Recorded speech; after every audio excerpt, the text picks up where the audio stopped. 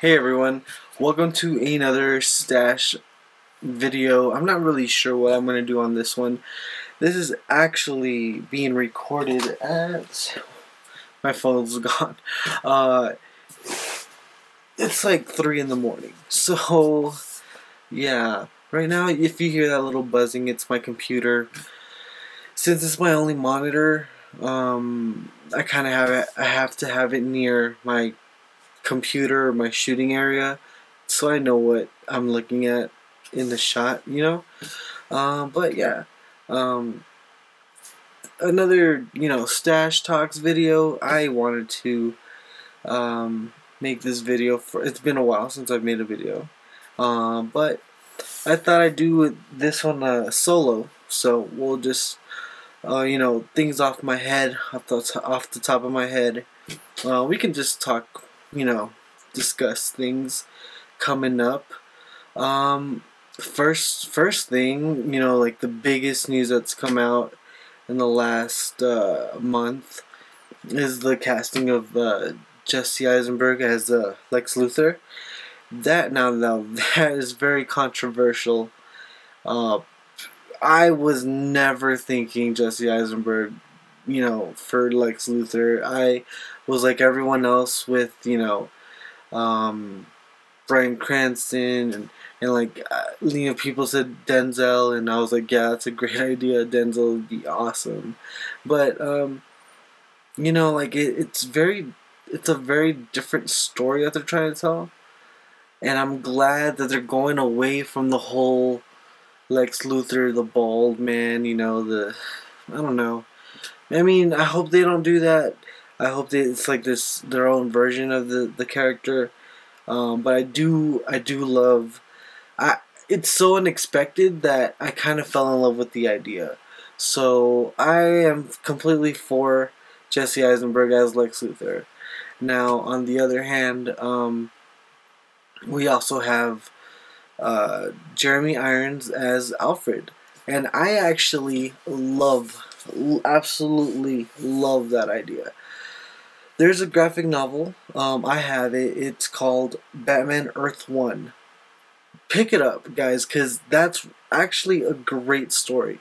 It's like a whole nother take on Batman's rise to become Batman. It's written by Jeff Johns, and the story is, you still have Bruce Wayne. His parents get murdered. Spoiler alert. But Alfred is this ex-Marine that literally the day that they got murdered was the same day that he showed up to their doorstep, and he had promised to take care of everything, and this Alfred is awesome. This guy is wielding a shotgun, and like in the story, like he and Bruce get into it because he's like a hard ass. So that's the kind of Alfred I really like. I really like that Alfred, and I really hope they go in that direction with Jeremy Irons, because I know he can play a badass for sure. What else came out in movie news? Like I'm just kind of doing this off the top of my head. It was like, oh, Guardians of the Galaxy, the trailer. I had to watch it a couple times because at first I was totally not expecting what they showed me. Like the music, the tone of the movie. I was just like, what? Like, what's this gonna be, And then you gotta start thinking about what's in the movie. A talking raccoon that shoots guns and a tree. So I'm like, yeah, that's pretty much the perfect representation of, yes, like I had to watch it a couple times and then I fell in love with it. I'm really looking forward to Guardians of the Galaxy. I don't know anything about Guardians of the Galaxy, so I'm very you know, like I really want to, you know more about it. I'm really excited for the movie. They have a great cast, and but yeah, like that looks awesome. And as you can, I don't know, if, like this is a whole different angle that I'm shooting this video in. So back here you can see my shelf, my Blu-ray shelves. So it's got all my Blu-rays. I've actually sold off a ton of them already. To make room, mostly because there's a lot of movies that were crap, and you know, I just, you know, wanted to get rid of them. I'm like, I'm not gonna watch this movie again. I don't need it. You know, so that's one of the problems of being a, you know, DVD and Blu-ray collector, is that you do pick up a lot of crap.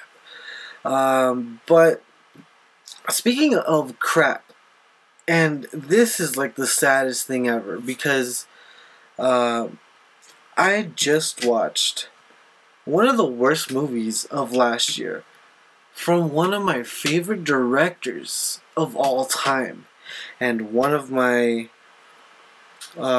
you know, like they have such an amazing cast that I was just blown away. And not only that, now okay, so it was a movie that I was like, oh, what's this? You know, like I have no idea, I've not heard of it, and it just kind of came out of nowhere. I saw the trailer, I was like, this looks awesome. I really want to see this movie, you know? You have the director, Ridley Scott. Ridley Scott, one of my favorite directors of all time, directed some of the best movies I've ever seen in my life. Blade Runner, Alien, Gladiator, Black Hawk Down, Alone. Those are in like my top, I don't know, 50. But, you know, my top 50 consists of like amazing films. And for that, those movies to be in there is because I absolutely love Ridley Scott and his direction and his movies. They're just amazing. So yeah.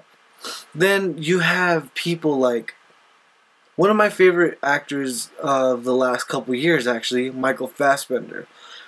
I love him so much. So any movie he's in, I'm automatically interested. You have Penelope Cruz, you know, she's always good. Not my favorite at all, but, you know, she's always good. I like her a lot. Then we have, you know, oh my god, what's his name?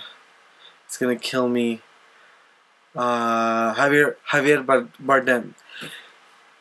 An incredible actor. I mean, this guy, oh my god, like the characters he plays are just incredible. And then we have Cameron Diaz.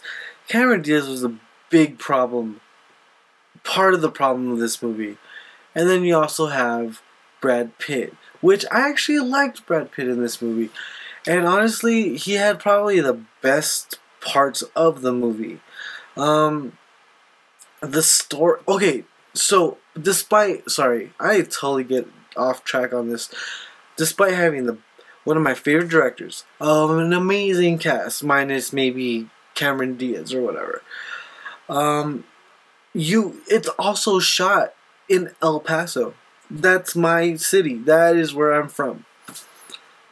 So it's like, yes, of course, I want to see this movie. It's based in my city.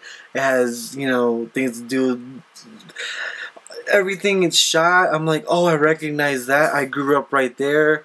You know, that's my house. Probably not. But, you know, like, it was really disappointing because, what's his name? McCormick. I'm really sorry. I don't know his name. But he wrote the book, No Country for Old Men. He wrote The Road. He's a great writer, not the best screenwriter ever. Because he wrote those books, and other people made those into scripts.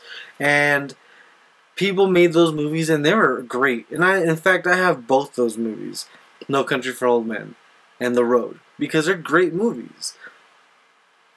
Now, he decides to write a script, and it's just coming out of nowhere. I mean, like, the oh my goodness, like, I don't understand this movie whatsoever.